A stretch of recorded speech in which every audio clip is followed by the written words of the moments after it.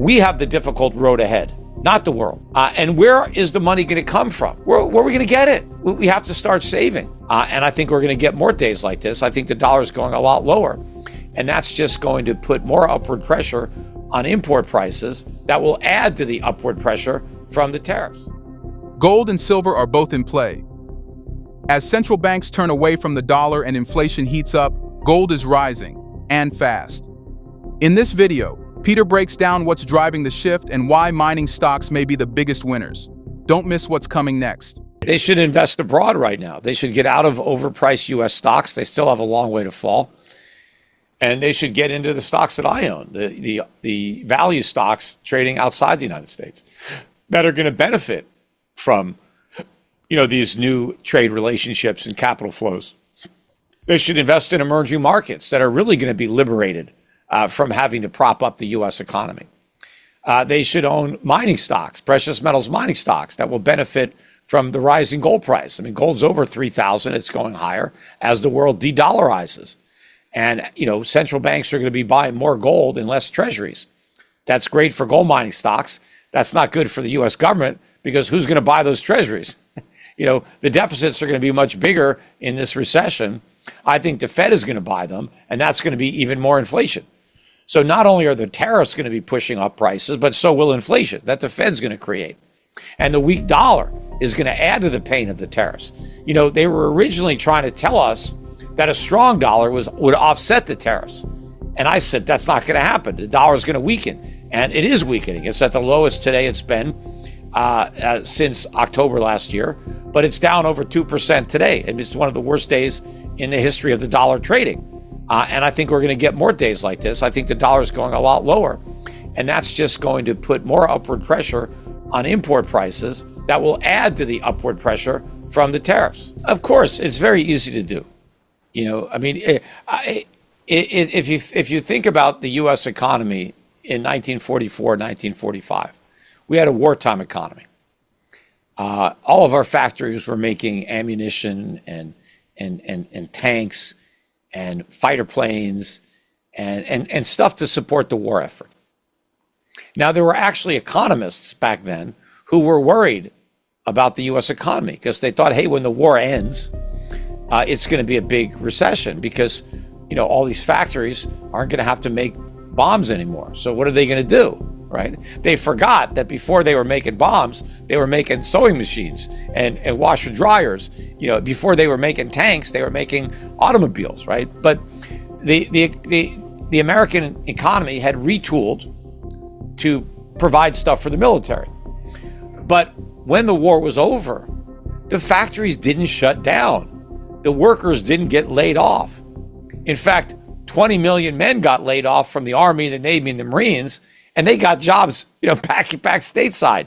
So it didn't take long to redirect our capacity to produce from the military to civilian production, which of course benefited people. It didn't help me that we made another tank that I couldn't drive, but another car, yeah, that's great. That helps the consumer. So all the world has to do is turn its productive capacity that already exists and use those factories, use those workers, use those resources and supply chains and infrastructure to make stuff for themselves instead of making stuff for Americans. Now, in many cases, it's the same stuff. You don't think the Chinese can wear Nikes? You don't think they got feet, right? So they can buy the same stuff, right? But sure, if they have a factory making American flags, all right, so make Chinese flags, make German flags, right? Make whatever. How different can it be? Just put, a different mold or a different dye on the pattern, right? But so the world has an easy task and actually a pleasant task because they get to consume. The hard work is here in America because we got to figure out how to consume, without factories, which we can't do. So we have to build non-existing factories. That takes a lot of resources. That takes a lot of effort. So we have the difficult road ahead, not the world, right? And where is the money going to come from to build these factories, to recreate the supply chains? Where are we going to get it? We have to start saving. but then we can't spend. But also the government has to cut spending because the deficits are so large. If we have to finance those deficits ourselves without relying on the rest of the world because they're no longer subsidizing us, and we need to loan the U.S. government $2 or $3 trillion a year, how can we do that and save to build factories? We can't. It's all crowded out. So, this is the day of reckoning. This is when all the chickens come home to roost. It was going to happen eventually, but Donald Trump has just accelerated the process. Well, the only way out of it is to keep doing the wrong thing and keep kicking the can down the road. So if he calls me and I tell him what we need to do, things are going to get bad for many, many years. But that's better than them getting even worse years in the future. Because the longer we keep digging ourselves into this hole, the more difficult it is to get out.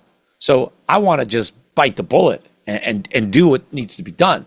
But if Trump wants to just try to keep the bubble from deflating so he can pretend that everything is great, just like he pretends that it was great during his first term. So if he wants to go back to that phony economy that he just potentially pricked, right?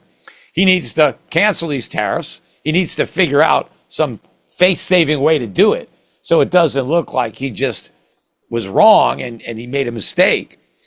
But who knows? I mean, maybe you can't put the omelet, the eggs back together again once you crack them, right? I don't know. I mean, he may have set something in motion here that he can't stop, but we'll see. But I don't know that he's going to try. I think he's surrounded by people that actually believe this BS, and I think he's going to stick to his guns. And so, until things get really bad, then they're going to cave as far as the Fed is going to cut rates. They're going to do QE, and that's just going to throw gasoline on the fire. I think in the short run, this is attracting capital into Germany to finance this. It has lifted their markets. But long run, I think the real winners are going to be the emerging markets, the BRIC economies. They're in the best shape. And so they're going to be the primary beneficiaries of what's going on. But in the short run, over the next several years, I think European markets will benefit from an exodus of capital from the U.S. because I think that's kind of like one of the first places the capital is going to go. And that will benefit, that will buy them some time, having money coming into Europe. I think in the short run, I'm very optimistic on the performance of the financial markets there and of the euro. But long term, you're right. I mean, ramping up government spending, running big deficits, that's not a recipe for prosperity. But it is going to, the European stocks are cheap. American stocks are expensive. So there's a lot of money to leave the U.S. market and go over there. And that's going to help. Look, I think they're already de-dollarizing. They have a long way to go, but that's one of the main reasons gold's above $3,000 and headed higher, because they're buying it. But they have the factories, they have the demographics, they have savings, they have resources. They don't need America. Maybe they needed America for defense, but now Trump is saying, well, we don't want to defend you if you don't pay us. So if we're not going to, defend them, then what the hell are they doing buying our bonds, propping up our markets? So I think it's, they're just going to move away from the U.S.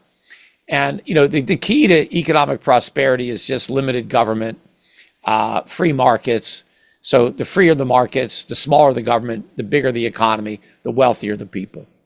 And, you have more government in the West now, more regulations, a bigger welfare state, more people dependent on government checks, and these bigger bureaucracies. So, they're not going to do as well. But, the emerging markets, I think, are really going to be liberated, right? They're the ones that are going to see a big boom. And, there's only 300 million Americans. I mean, they say, oh, we're so unique because we buy everything. I mean, so what? There's billions of them. They could buy just as much. I mean, buying is easy. As the dollar weakens and the world shifts, one thing is clear. Gold is reclaiming its power. If you found Peter Schiff's insight valuable, be sure to like, subscribe, and drop your thoughts in the comments. Are you Team Gold or Team Silver? We'll see you in the next video.